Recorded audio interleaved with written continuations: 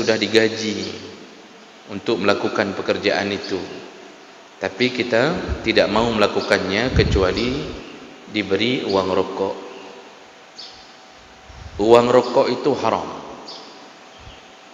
karena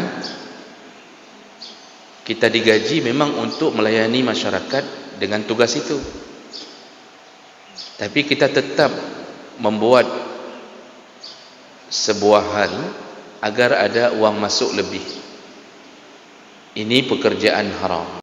Sedangkan orang-orang yang akan meruntuhkan bangsa ini dengan menghinakan agama malah diberi jalan lempang. Ini perjuangan. Kita yang hari ini berpuasa Ramadan, menahan lelah, berarti apa yang sedang kita lakukan? Kita berjuang untuk membebaskan diri dari api neraka. Di luar sana ada yang tidak puasa, mereka kelompok kedua, yaitu mereka malah berjuang untuk menjerumuskan diri ke dalam api neraka. Assalamualaikum warahmatullahi wabarakatuh. Banyak sekali pertanyaan jamaah, Ustadz kasih kami channel untuk kajian anak-anak muda. Di antara anak muda berasal dari Aceh, luar biasa, channelnya Maulizul Akbar Nat. Tonton, subscribe, like, share, komen. Assalamualaikum warahmatullahi wabarakatuh.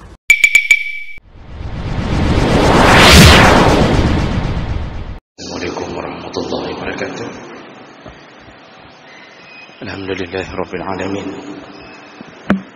wa bi ni'matihi tatimmu as-salihat.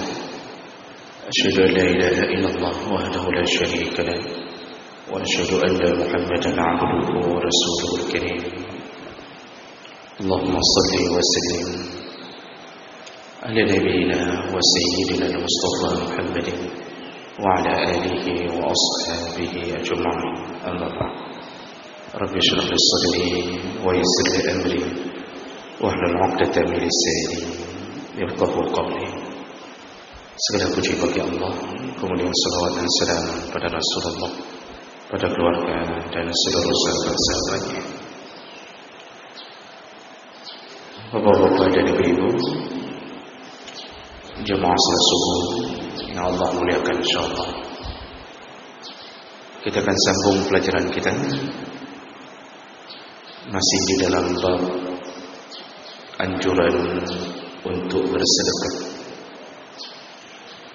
Di pertemuan kita yang lalu kita sudah membahas beberapa hadis yang intinya adalah Rasulullah sallallahu alaihi wasallam menganjurkan bersedekah walau dengan satu butir kurma.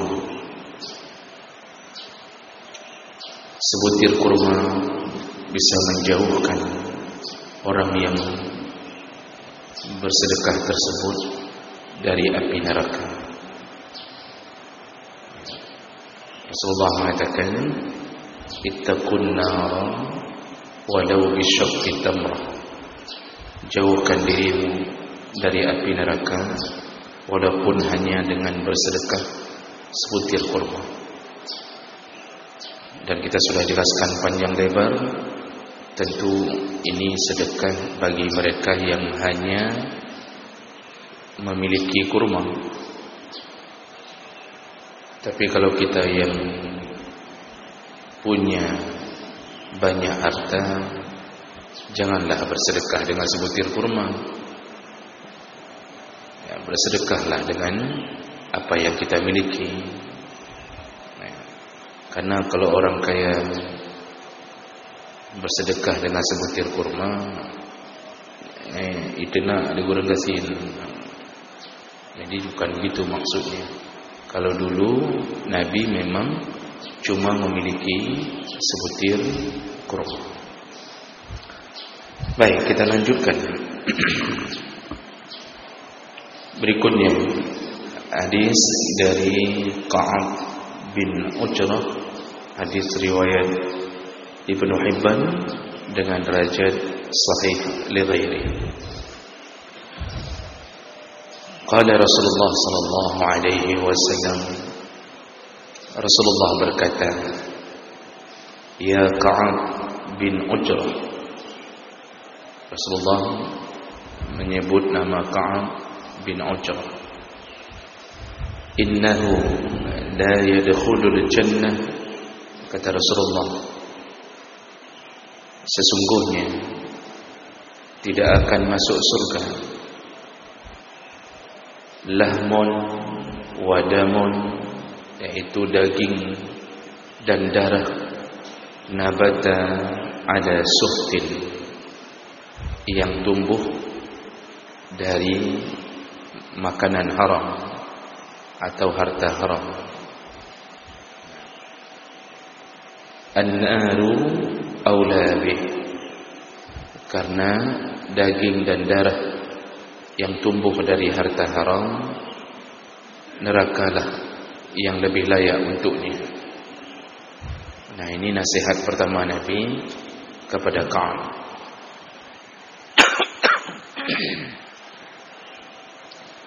Bapak Ibu yang Allah muliakan, ini kalimat menunjukkan Nabi sudah mematenkan bahwa orang-orang yang pernah memasukkan sesuatu yang haram ke dalam tubuhnya, lalu dia tidak bertaubat sampai matinya, maka dipastikan dia tidak akan masuk ke surga.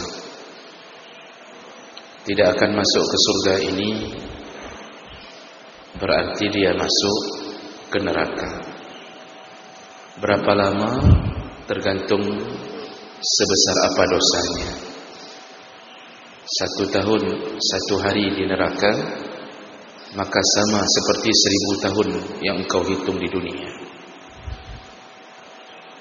Maka oleh karena itu berhati-hatilah dalam mencari rezeki.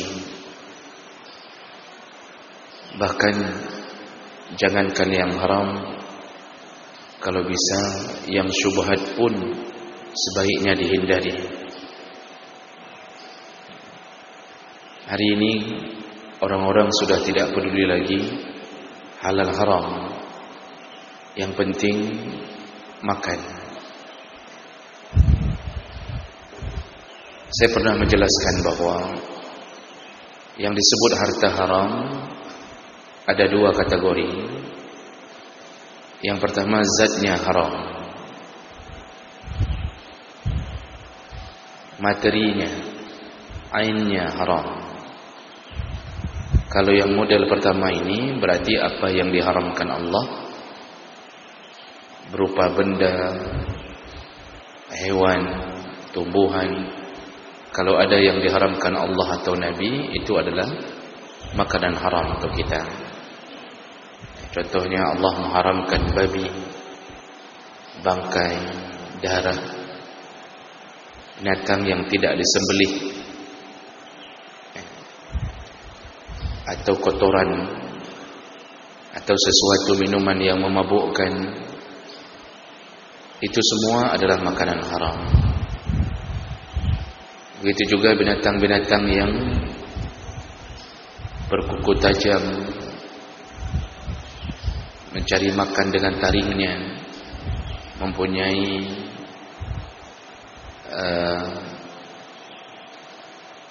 alasan sendiri keharamannya, seperti anjing. Anjing tak disebutkan dalam Al-Quran, tapi Nabi menyebutkan kenajisannya dan masuk kategori binatang yang bertaring dan berkuku tajam, sehingga anjing juga haram untuk dimakan. Jadi ini benda-benda yang disebut dengan benda yang haram, dan itu kalau kita makan, maka kita disebut sebagai pemakan haram.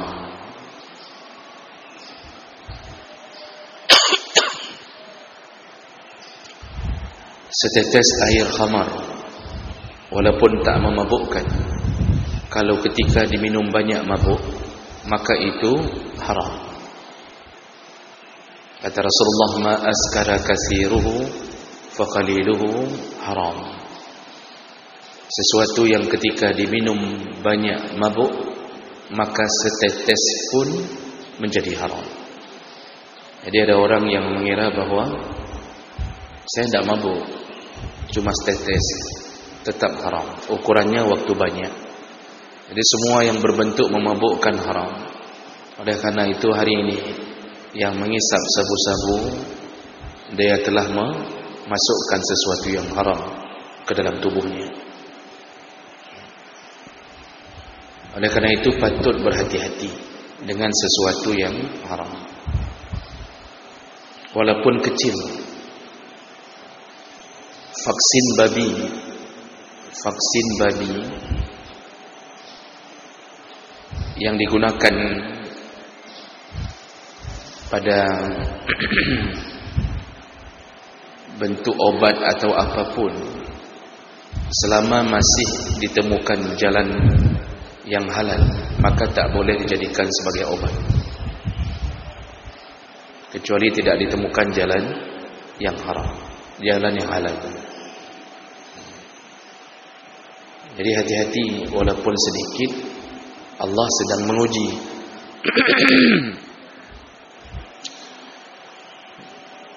Baik, itu yang pertama, bentuk makan haram. Yang kedua, bukan bendanya yang menjadi keharaman, tapi cara mencarinya haram dengan jalan-jalan yang haram.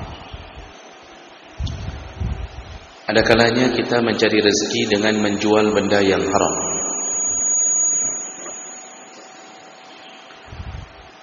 Kita tidak makan babi, tapi kita berbisnis dengan cara jual beli babi. Maka hasil bisnis itu pun haram. Saya pernah mengatakan bahwa di sebahagian tempat orang kita tak makan babi, paling pantang makan babi, tapi dia mencari babi, dibunuh, lalu babi itu dijual sama Cina, laku 500.000 per babi. 500.000 itu dibeli beras. Itu makan haram namanya. Apa yang haram dimakan, maka haram juga diperjualbelikan. Ada kalanya dari benda yang halal, anggur halal, tapi ketika yang punya kebun anggur memaksudkan bisnis anggur itu untuk dijadikan sebagai khamar, maka mulai dari yang menanamnya, memetiknya, memanennya, membawanya ke gudang, mencampurnya, sampai yang akhirnya menuangkan ke dalam gelas, kata Nabi, seluruhnya sama dosanya. Nah, jadi itu termasuk penghasilan haram. Ada yang bahkan kerja di tempat yang sangat baik, tetapi makan haram juga. Kerja di kantor yang baik, kerja di instansi yang memang melakukan kegiatan yang baik, tapi dia korupsi waktu. Seharusnya masuk jam 8, tapi dia selalu masuk jam 10, 2 jam setiap hari dipangkas. Ini 2 jam yang dia tak masuk itu menyebabkan gajinya sebahagian haram. Jadi hati-hati kita kerja di tempat yang halal atau tempat yang mubah, tapi kita sendiri yang melakukan settingan untuk mendapatkan yang haram. Ini juga disebut dengan makan haram. Panitia acaranya acara menyambut Maulid Nabi misalnya, atau acara tausiah atau apa sajalah yang baik. Ternyata panitia kerjasama dengan yang punya warung nasi yang harga 15.000 diminta untuk dinaikkan harga. Disuruh tulis di bon per kotaknya 25.000. Ada pesanan nasi sekitar 500 kotak. Di setiap nasi lebih 10.000. Berapakah keuntungan panitia? 10.000 setiap nasi, 500 kotak. Ke 5 juta Pak. Bayangkan, yang kerja baik tapi ujungnya haram. Ini yang perlu kita perhatikan. Karena kita, apalagi kita orang Aceh, itu kalau makan haram yang bentuknya makan babi, anjing, itu biasanya kita jaga. Yang enggak kita jaga, pekerjaan dari yang haram. Yang enggak kita jaga, penghasilan dari kerja haram. Berulang-ulang di mana-mana saya katakan bahwa meminta uang rokok, meminta uang kopi yang memang selayaknya itu pekerjaan kita, dan kita sudah digaji untuk melakukan pekerjaan itu, tapi kita tidak mau melakukannya kecuali diberi uang rokok. Uang rokok itu haram, karena kita digaji memang untuk melayani masyarakat dengan tugas itu, tapi kita tetap membuat sebuah hal agar ada uang masuk lebih. Ini pekerjaan haram. Dan sampai ke tukang parkir pun, ongkos parkir yang resmi 1.000, lalu dia tarik 2.000, 1.000 itu haram. Dan apa yang terjadi pada semua orang yang memakan haram, dipastikan di akhirat dia akan mendapatkan apa yang dia telah kerjakan, neraka. Di dunia akan dibuat susah hidupnya oleh Allah Subhanahu wa taala. Kata Rasulullah sallallahu alaihi wasallam, "Man akhaza amwalan nas," barang siapa yang mengambil harta manusia lain, yuridu itlafaha, lalu dia ingin membuat harta itu binasa. Artinya dia tipu orang, dia makan hak orang yang sebenarnya tak layak makan. Maka Allah mengatakan, Nabi mengatakan, atlafahullah, Allah akan hancurkan hidupnya, hartanya. Coba lihat sendiri Bapak Ibu, semua pemain, saya bilang pemain karena biasanya suka bermain-main dengan urusan itu, yang sering makan haram, coba lihat bagaimana Allah susahkan hidupnya. Gaji jalan tapi tak pernah cukup, utang di mana-mana. Istri juga punya kegiatan sendiri, akibatnya dia menyusahkan suaminya, minta uang tak habis-habisnya. Kadang-kadang punya selingkuhan, kadang-kadang kerjanya joget-joget di depan TikTok. Anak 5 orang sekolah, mandum paling. Ini sudah saya pakai bahasa paling sopan, Pak. Akibat memakan haram, anak 5 orang, semuanya palis-palis. Mulai dari yang kuliah, kerjanya pacaran, mencuri, mabuk, sabu-sabu. Sampai SD, yang SD kerjanya apa? Tukang pukul anak orang, membuli anak orang, dilaporkan lagi, macam model. Kenapa? Di dalam tubuhnya ada sesuatu yang haram. Orang yang sudah berada di dalam jaring makanan haram, itu tidak akan dekat dengan Allah, susah beribadah, malas beramal saleh. Karena ukuran standar orang beramal saleh adalah dimulai dari makan haram. Makanya Allah menyebutkan dalam Al-Quran makan halal, Pak. Makanya Allah menyebutkan dalam Al-Quran kepada para rasul, ya ayyuhar rusul, wahai para rasul, kulu min thayyibat, makanlah yang baik-baik, wa'malu salihah, Kalau engkau sudah makan yang baik-baik, maka kemudian beramal salehlah. Jadi pertama Allah nasihati para nabi, makanlah yang baik-baik. Lalu Allah katakan setelah itu beramal salehlah. Makanya orang yang mau beramal saleh dengan baik, salah satu indikatornya adalah makanannya halal.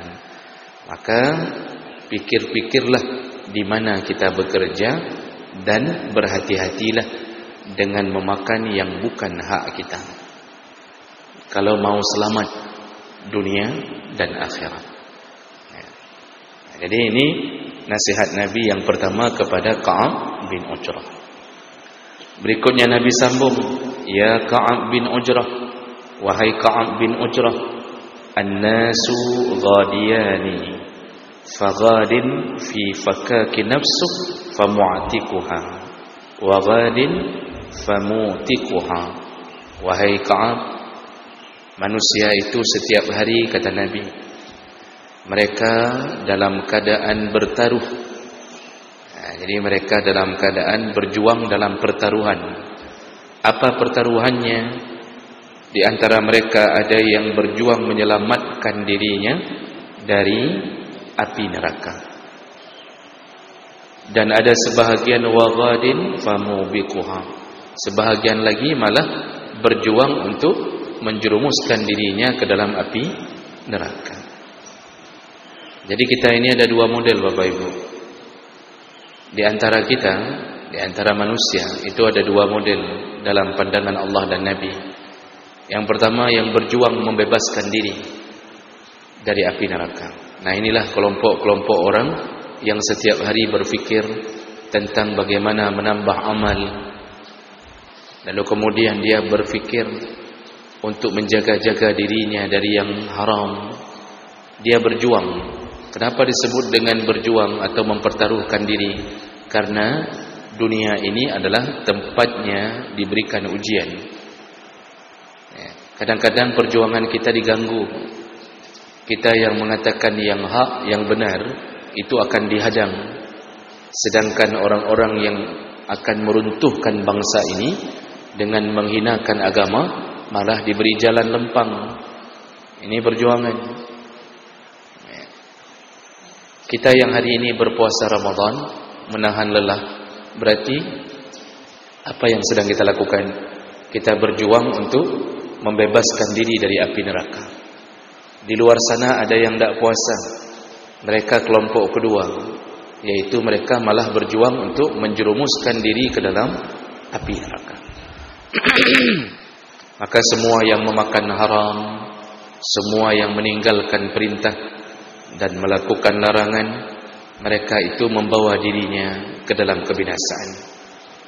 Rasulullah sudah mengingatkan, kata Rasulullah, statusku atau posisiku di hadapan kalian bagaikan seseorang yang menghalau, yang menghidupkan api, lalu kemudian ada binatang-binatang yang ingin masuk ke dalam api, dihalaunya, jangan masuk ke sini, jangan masuk ke sini. Ternyata mereka tetap menginginkan masuk ke dalam api. Dan aku telah mengingatkannya. Jadi Rasulullah telah mengingatkan, ini jalan haram, ini haram, sogok haram. Kemudian makan ini haram, kerja seperti ini haram, jual beli dengan riba haram, pinjam meminjam, kemudian ambil kredit rumah KPR dengan jalan melalui bank konvensional haram. Banyak sekali, Pak. Banyak sekali yang haram. Itu semuanya tergantung iman kita. Kalau Bapak Ibu beli motor saja, itu tidak bisa lepas dari yang haram. Beli motor saja di dealer itu bisa kena haram. Yang sifatnya beli dengan cara kredit. Jadi kita ini betul-betul sedang berjuang. Ada orang tidak peduli, alah mengharumnya diembatnya yang haram, Pak. Itu beli motor dengan cara kredit itu di mana haramnya? Kita belinya dengan dealernya di showroom. Harga motor cashnya 20 juta. Disuruh bayar DP 5 juta. Berarti tidak cukup 15 juta. Tapi motornya boleh bawa pulang. Yang anehnya, pembayaran berikutnya secara kredit itu kita tak bayar lagi ke dealer itu, tapi bayarnya ke pihak ketiga. Bayarnya bisa ke bank, bayarnya bisa ke Adira, bayarnya bisa kepada siapa saja pihak ketiga. Apa yang terjadi? Beli motor di sini kok bayarnya ke sana, kreditnya tentu bisa ditebak dan sudah diketahui secara umum. Pihak ketiga melunasi motor kita. Kurangnya berapa, Pak? 15 juta. Kata Adira, ya sudah, kalau kurang 15 juta saya tanggung dulu. Ini saya pinjamkan ya 15 juta. Berarti Adira bukan pemilik motor, tapi kesannya menolong kita dengan meminjamkan uang sebanyak 15 juta. Lalu kita disuruh bayar kepada Adira. Pembayarannya apakah 15 juta atau lebih? Lebih. Dipinjamkan oleh Adira 15 juta, yang kita bayar lebih, dihitung sesuai margin. Kalau ngambilnya 3 tahun sekian, ngambil 5 tahun sekian. Ujungnya dari 15 juta menjadi 25 juta. Bayarnya ke Adira. Apa yang terjadi antara kita dan Adira? Adira meminjamkan uang ke kita dan bayarnya tidak sesuai dengan apa yang dipinjamkan. Tidak ada jual beli di situ. Yang ada jual beli ke pihak pertama. Apa hukumnya Bapak Ibu? Haram.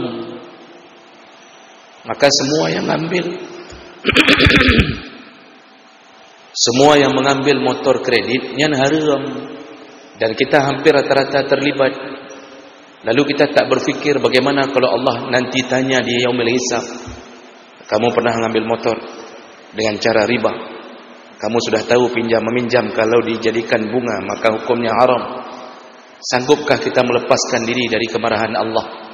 Itulah orang-orang yang telah berjuang menjerumuskan diri ke api neraka. Hari ini orang meremehkannya. Makanya solusinya ambil cash. Itu aman. Atau kalau belum cukup uang, jangan beli yang baru, beli second dulu. Atau naik aja sepeda dulu, nggak usah beli motor dulu. Kalau kira-kira akan jatuh ke haram, jangan lakukan dan jangan sampai masuk ke area sana. Dulu para sahabat menjaga yang haram luar biasa, jangan sedikit pun tersentuh. Makanya Abu Bakar begitu ketahuan budaknya membawa daging, dimakannya, lupa ditanya dari mana daging ini. Lalu ditanya kepada budaknya, ini sudah dimakan, dari mana daging ini? Kata budaknya, aku berpura-pura menjadi dukun, menjadi peru'yah. Padahal aku tak bisa meru'yah, aku berpura-pura begitu. Sehingga diberikan daging ini. Langsung Abu Bakar memasukkan jarinya untuk mengeluarkan daging. Kenapa? Abu Bakar tahu satu kerat daging masuk menjadi darah, menjadi daging kita tumbuh kembang, maka itu akan dihisab di yaumil akhir. Hari ini orang tidak mikir. Yang penting anak bisa kerja di tempat itu. Masalah sogok 10 juta, dapat beresnya. Nah, biasanya dapat beresnya di mana masalahnya. Begitulah keadaan hari ini. Salat berjamaah tak pernah tinggal. Puasa Ramadan alhamdulillah. Umrah berkali-kali. Haji sudah, zakat juga bayar tepat waktu. Dalam tubuh haram semua, tunggu waktunya. Karena salat tak bisa menghapuskan yang haram tersebut. Harus taubah. Harus taubat. Nah, ini yang paling penting untuk kita jaga Bapak Ibu yang Allah muliakan. Sudah? Jadi Nabi mengatakan apa? Perjuangan di dunia antara dua kelompok yang ingin membebaskan dirinya dari api neraka atau malah ingin menjerumuskan dirinya ke api neraka. Terakhir, Nabi memanggil kembali Ka'ab bin Ujrah. Wahai Ka'ab bin Ujrah, as-salatu qurban. Kata Rasulullah, salat itu mendekatkan diri kepada Allah. Kalau engkau ingin dekat, salatlah.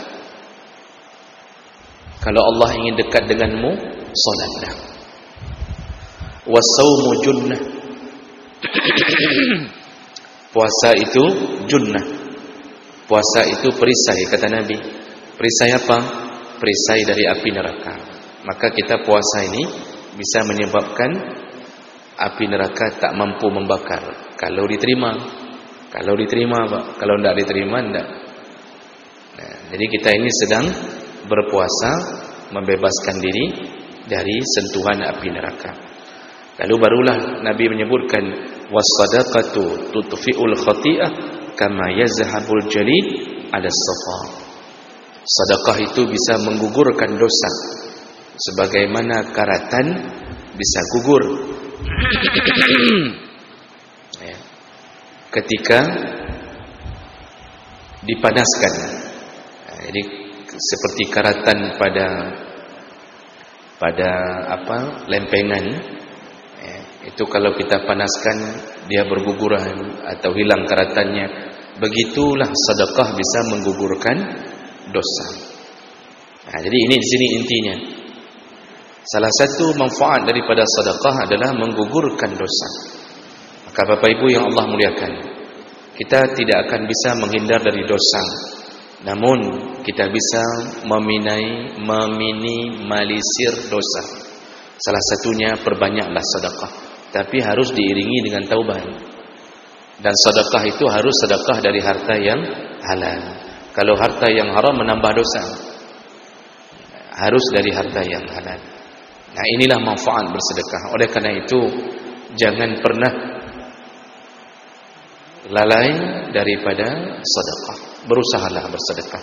Jadi terus lakukan kewajiban, berusahalah taubat dan gugurkan dosa-dosa kita dan kemarahan Allah dengan sedekah. Mudah-mudahan sedekah kita nanti menjadi salah satu pilihan Allah untuk memilihkan surga untuk kita.